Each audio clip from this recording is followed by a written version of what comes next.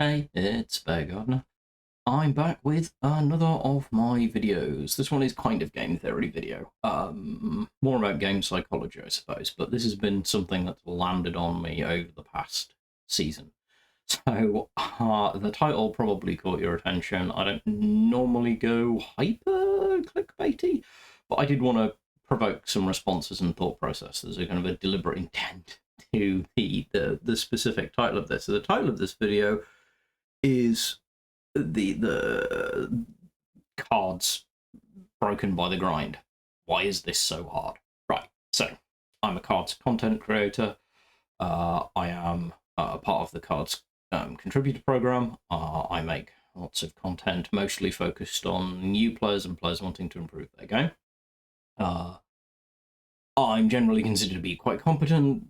You can find out more about me in various places. I am not affiliated with, paid by, or otherwise endorsed by 1939 Games. They just so happen to promote my content for new players and have been kind enough to make me one of the key contributors to the Cards Academy, which is fantastic and I love, and it's a great thing. It's a game I enjoy. But what's this all about? So this one's provoked by a lot of conversations I've had over the last couple of seasons, but specifically this season, with newer or growing players who have been asking lots of questions about progress and achievement and value, and there's been quite a lot of people who've been in touch asking for like advice on decks and how can they make their deck better so that they can get a bit further and stuff like that, which is really cool. Really enjoy that sort of conversation. That's kind of what I'm in this for. But it did lead me to, even though I've touched on this on a previous video, I didn't go into enough depth in my head. So we're going to dig in a bit in this video into the concept of why it is that at certain points this game starts to feel very hard, or you start to get frustrated. I'm not going to provide a magic solution. There isn't one. In fact, this is probably going to be me getting a bit home truthy at times, which some of you may or may not enjoy, but I'm kind of in coach mode right now. So when I see people getting frustrated about not progressing further, I tend to ask a lot of the same questions fairly constantly. And there is method to me asking those questions. So we're going to take a look at the kind of questions that I regularly ask.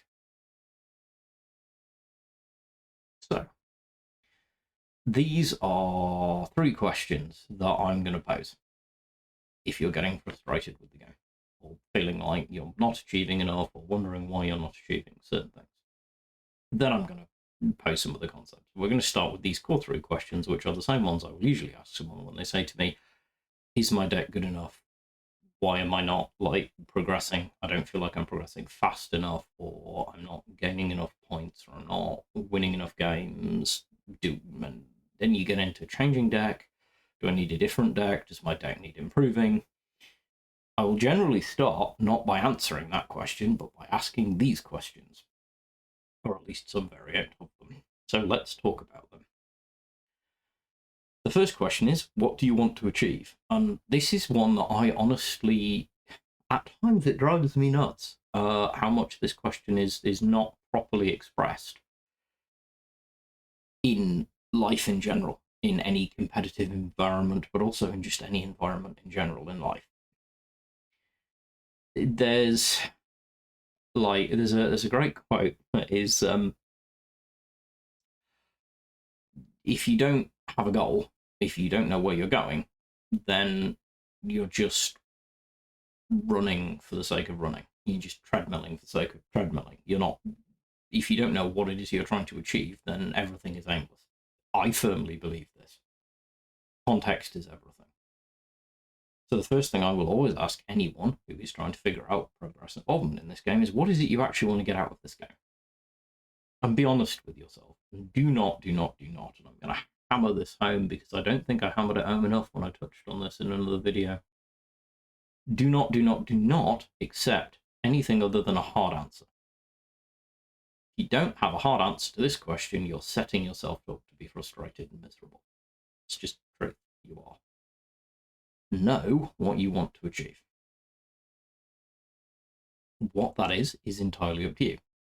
I want to play the game, get to enjoy a few games, meet my friends, play some fun games online. I want to get up to a decent level, and then I want to hit Field Marshal every month to get the rewards. I want to climb a ladder and compete. Get that. I want to be the OCC and World Champion 3 times in a row. J King, not calling you out here, but hey, J King's going to get referenced here. So, once you answer this question, and you have to answer this question, if you want to progress any further, if you want any kind of likelihood of being able to achieve positive outcome, you have to have that goal. The next one is, what do you need to achieve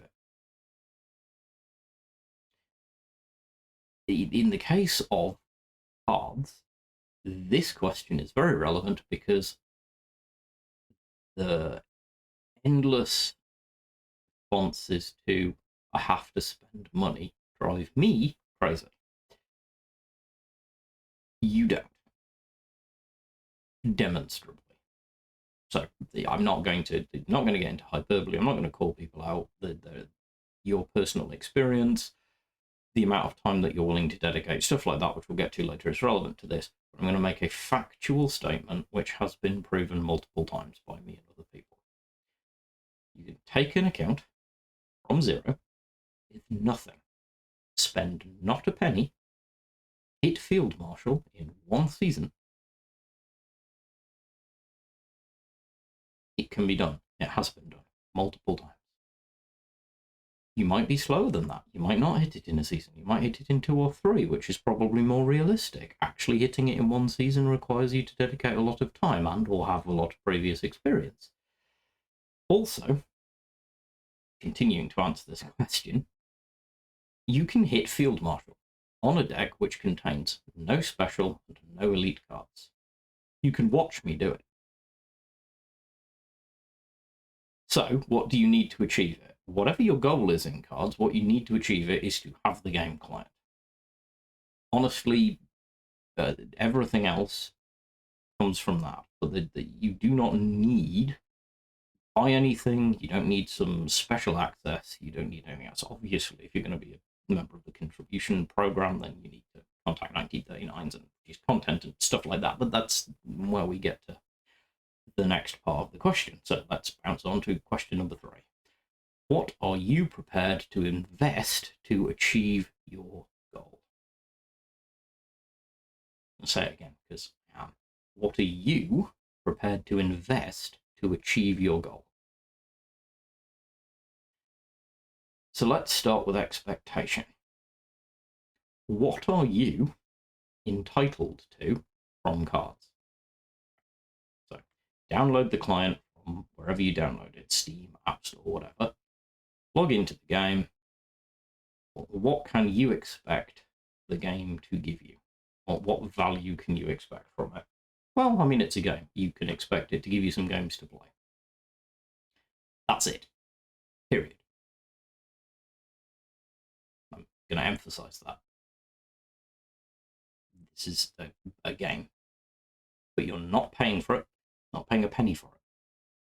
So you have no entitlement to success, to card packs, to growth, progress, any of that. Literally all of that is being given to you for free by 1939 games because they care about having a game that grows and is dynamic and having a free-to-play player base. Lots of collectible card games don't at all. They're only interested in your money. I just want to make that clear. I have competed in many card games over the years, and many of them have been very expensive. Cards is great because it isn't. It's free. You can play this game to a really decent standard, free to play, and have lots of fun doing it. You can also choose to put money into it if you wish to accelerate advancement. But the key here is understanding the level of entitlement you have. If you're not putting anything in, you're entitled to exactly the same amount. You're not investing anything. There's no, hey, you get this for free. Everything that you get, you're getting because someone's allowing you to, not because you're entitled to it. Right. So then we get to investing to achieve your goal. What can you invest to achieve your goal? So let's start by getting the complicated part of this out of the way. Of course, you can invest money. You can buy packs, you can buy diamonds to access more packs, you can buy pre-built decks, all sorts of stuff like that. And if you want to spend the money on it and you enjoy doing that, go for it. But I will say this, don't expect that that will get you anywhere without the skill and the time to do it. So then we get to the thing that you actually are going to have to invest, no matter what your goal is in this game, and that's time. You are going to have to invest time and effort, because decks don't win games, pilots do. I don't care. I really don't. This is one of those statements I will just make because it is objectively true. I can take a completely new player, hand them a fully tweaked top 32 OCC qualifying ladder climbing deck. Doesn't mean they're going to win games, because they have no idea what they're doing with that. To win games on that deck, they have to play that deck, learn that deck, and understand it. To win to an even higher standard, you're actually going to have to learn all about your opponent's decks, how they play, and then be able to use that to educate your own choices in how you play your deck. This takes time and effort. It is not going to come fast. For some people, it will come faster than others. For some people, it will come slower than others. But we can all achieve it if we just take the time and put in the effort. But again, we have to take the time and put in the effort. It's not enough to just have a good deck. And that's not the easiest thing in the world for a lot of people. And I know it isn't. I know a lot of people really, really want to believe that if you just have a good enough deck, you're going to win more. And to a certain extent, that is true. But only to a very small extent. Your skill on that deck is way more important, which is why you can, or at least it has been done, it's why you can take a pauper deck, a deck with no elites, no specials in it, and hit field marshal. The only way that that can be done is skill, time, learning, nothing else. Because on the face of it, you are massively limited. You are hobbled compared to your opponent. Right, anyway, enough banging on about the general consensus of this. I'm trying to keep to vaguely reasonable period of time and get to my point. Why do I want to make this video? Why do I want you to watch this video? Because I want you to have a good time and enjoy the game. To do that, I want you to realize that some things don't matter. Which is going to lead us to the next part. This is probably quite a familiar screen. At least it should be. This is the ranked screen. It's where we all start down at recruit. We can all get to up at field marshal. This is where you get your rewards for the effort that you put in and play the game. It's great. It's good to see. You can get some really good stuff by hitting the top end of the field marshal rank. You'll get some great packs, and you're sorted. This is a number. It is a number that, for the vast majority of you, is utterly meaningless. Say that again. Utterly meaningless. So much so that I would encourage you to never look at it, read it, think about it, or consider it. All. This is the ladder. It is, if you are new to this game, this is ladder. When you hit Field Marshal, you open the Officer Club. In the Officer Club, you can continue playing ranked games, but you no longer gain stars anymore. You gain points and ranks on ladder, rating you in the top however many players in the game. The top 100 players in the game get to have their names on a screen. It's shiny, it's fun, it's nice. I've enjoyed it. It's nice to do. The top 34 players get to have the chance to earn their place in competing OCC, which is the competition with actual real money prizes that happens for the top 34 in the game every month. If you are not playing to compete in OCC, this is pointless. In the recent patch, 1939 added a very splashy and shiny looking screen at the end of the thing that shows you your rank and whether you gained or lowered ranks on ladder at the end of every match. And I have actually openly said to them that I want them to remove it or make it optional, because I think it's terrible design. It's pointless. It is focusing people on something that doesn't matter. Okay, so why does this not matter? It doesn't matter because once you hit Field Marshal, you can't un-Field Marshal. It's not like the other ranks. You cannot lose stars. You're never dropping Field Marshal. You can hit Field Marshal, lose 200 games in a row, and still be Field Marshal. Still get all your rewards at the end of the month. The only reason this number matters,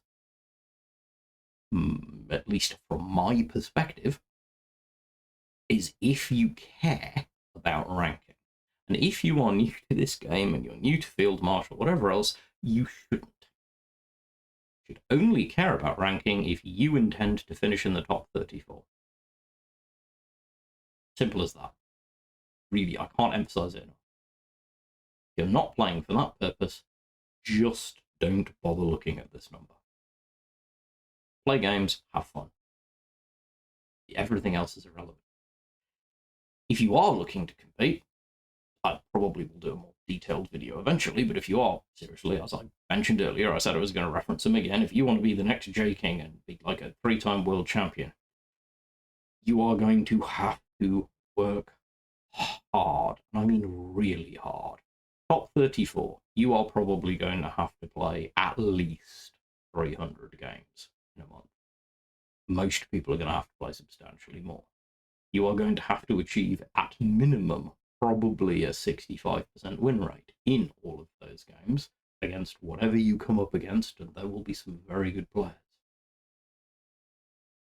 That's not easy. And even then, even if you achieve all of that, you're then going to have to go and compete in best of 3, where you have to bring multiple decks. Because you have to bring multiple decks, and you cannot have the same primary nation on more than one of your decks, you're going to have a broad enough collection. Which means you're also going to have to broaden your collection enough to build at least 3 top-end decks. Also not easy. If you wish to do this, you have 2 routes of doing it. 1, get really good and spend money to expand your collection. 2, get really good and expend time to expand your collection. And by time, I do not mean a couple of months. Filling out your full collection is probably going to take you a year at minimum. Then you're probably going to have to keep on top of the expansions as they come out. You're not going to be doing this in 5 minutes. You're just not. It's not realistic unless you're willing to spend money and time and effort in driving forward to do what you want to achieve. And if you are, you absolutely should. But you should know that that's what you're setting yourself out to do, and you should be playing the game with that intent. I encourage you not to. I encourage you to just enjoy the game. But yeah, this number completely irrelevant to most players at Field Marshal rank. It drives me nuts that for some reason that doesn't seem to land. I think it's really sad, because I think it's making a lot of people's game harder and tougher, and they feel broken by the grind, because at the end of every game they're looking at going, but I dropped ranks. Who cares? honestly, you're still gaining nation level XP. You're still gaining experience playing the game. You're still getting better on your deck. And you're going to learn more losing repeatedly against better players and adapting your strategy. And then later on, you'll start winning. There's no magic fix. You can't just pick a deck that will play itself and hit top 34. Unless we have a very aberrant thing. I mean, we've come close. Jet meta was the thing. Even then, it didn't play itself, but it was substantially easier and very quick to climb on. My point being, anyway, rambling. You don't need to do that. What you need to do is concentrate on what works for you. Back to just me and you talking. Chill, relax, enjoy the game. Think about what your goals are. What do you actually want to achieve? How do you want to go about achieving it? And what are you prepared to invest to achieve it? That will make you much more likely to have a good experience. Just pressuring yourself with the idea that you have to be winning to be having a good time is creating an experience that isn't good for you. It's not mentally healthy. It does not put you in a good place for it, and it will not get you in a good state. The psychological methodology behind playing well to a high level is a whole different video, which I'll probably do at some point. This one was literally just about that. If you're feeling that the game is really, really tough, I can't give you super clean answer of the game's just do the following 3 things and you'll be fine and winning all the time. It's not true. Sorry, can't give it to you. What I can do is tell you that it's achievable, and that one of the best ways to go about achieving it is to frame your mind around what you want to achieve, not around pressuring yourself to achieve it. Anyway, I hope it's useful. I hope at least someone out there finds this video to clean out their head a little bit and get a better time out of their experience playing at whatever level you're playing at. As ever, I'll be back with more content in the near future, but until the next time, take care of yourselves, be good human beings, and I'll catch you around.